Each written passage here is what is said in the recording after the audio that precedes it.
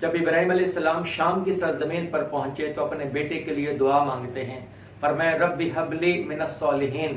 اے میرے رب نیکوکاروں میں سے مجھے بیٹا عطا فرما۔ تو حضرت ابراہیم علیہ السلام نے اپنے بیٹے کے لیے دعا مانگی، فبشرناہ بغلام حلیم، بس ہم نے خوشخبری دی اس کو ایک بردبار بیٹے کی۔ حلیم کہتے ہیں بردبار، تحمل مزاج، بردبار بیٹے کی خوشخبری سنائی۔ فلما بلغ معہ السعی، پھر جب وہ اسماعیل علیہ السلام دوڑ کر چلنے کے قابل ہو گئے تو اس وقت حضرت ابراہیم علیہ السلام نے فرمایا قال یا بنی انی ارا فی المنام،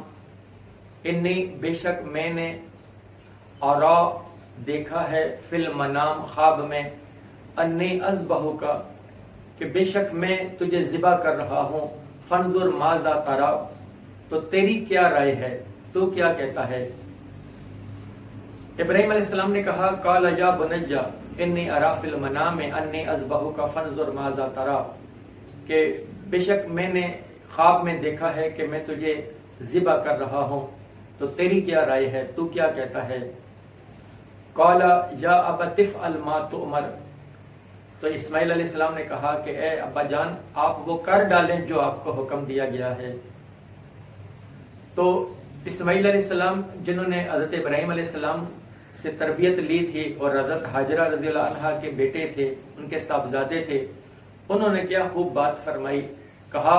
یا ابت افعل ما تؤمر، اے میرے ابا جان آپ وہ کر ڈالیں جس کا آپ کو حکم دیا گیا ہے۔ ایک اور بات کہ ابراہیم علیہ السلام اگر اللہ تبارک تعالیٰ کا حکم جان کر فقط کہہ دیتے کہ بس میں نے تجھے ذبح کرنا ہے تو لیٹ جا، بس ذبح کر دیتا ہوں، ایسا نہیں کہا، بلکہ اسماعیل علیہ السلام سے بھی رائے لی، تاکہ جس طرح میں نے خواب میں دیکھ کر اللہ تبارک تعالیٰ کے حکم کے سامنے میں نے اپنی رضامندی کا اظہار کیا اور میں اس بات پر تیار ہو گیا اللہ کے حکم پر، بالکل اسی طرح اسماعیل علیہ السلام سے بھی کہا کہ میں نے خواب میں دیکھا ہے کہ میں تجھے ذبح کر رہا ہوں، اور اسماعیل علیہ السلام کو بھی معلوم تھا کہ جو میرے بابا نے خواب دیکھا ہے، جو نبی کا خواب ہوتا ہے وہ حقیقت پر مبنی ہوتا ہے، یہ اللہ تبارک تعالیٰ کا حکم ہوتا ہے۔ تو اسماعیل علیہ السلام سے رائے لینے کا مطلب یہ تھا کہ اسماعیل علیہ السلام نے یہ سن کر انکار نہیں کیا، انہوں نے فرمایا کہ قال یا ابت افعل ما تؤمر، اے میرے ابا جان آپ وہ کر ڈالیں جو آپ کو حکم دیا گیا ہے۔ اس سے مطلب یہ ہے کہ ابراہیم علیہ السلام چاہتے تھے کہ جو اللہ تبارک تعالیٰ کی رضامندی کا تاج میں نے پہننا ہے وہ تاج اپنے بیٹے کو بھی پہنائیں، تو بیٹا بھی راضی ہو گیا۔ تو اللہ تبارک تعالیٰ کے حکم کے سامنے باپ اور بیٹا دونوں راضی ہو گئے۔ تو انہوں نے کہا یا ابت افعل ما تؤمر، اے میرے ابا جان آپ وہ کر ڈالیں جو آپ کو حکم دیا گیا ہے، ستجدنی انشاء اللہ من الصابرین۔ یہ تو اس جملے میں کمال پیدا کر دیا۔ اب یہ جو کہا کہ عنقریب آپ مجھے اللہ نے چاہا تو صبر کرنے والا پاؤ گے، یہ نہیں کہا کہ آپ کر ڈالیے اور آپ مجھے صبر کرنے والا پاؤ گے، یعنی کہ مطلب یہ تھا کہ صبر کی توفیق بھی اللہ تبارک تعالیٰ نے مجھے عطا کرنی ہے، اگر اللہ تبارک تعالیٰ نے مجھے صبر عطا کیا تو آپ مجھے صبر کرنے والا پاؤ گے۔ تو کتنا پیارا جملہ، ستجدنی انشاء اللہ من الصابرین، آپ عنقریب مجھے صبر کرنے والا پاؤ گے اگر اللہ نے چاہا، اگر اللہ نے چاہا تو آپ مجھے صبر کرنے والا پاؤ گے۔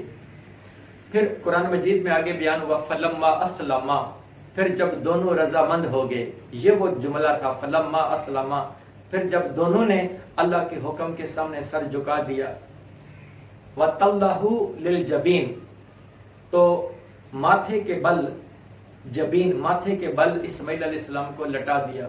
اب اسماعیل علیہ السلام نے ابا جان سے کہا کہ اگر میرا چہرہ اوپر کی طرف ہوا تو ممکن ہے آپ کے دل میں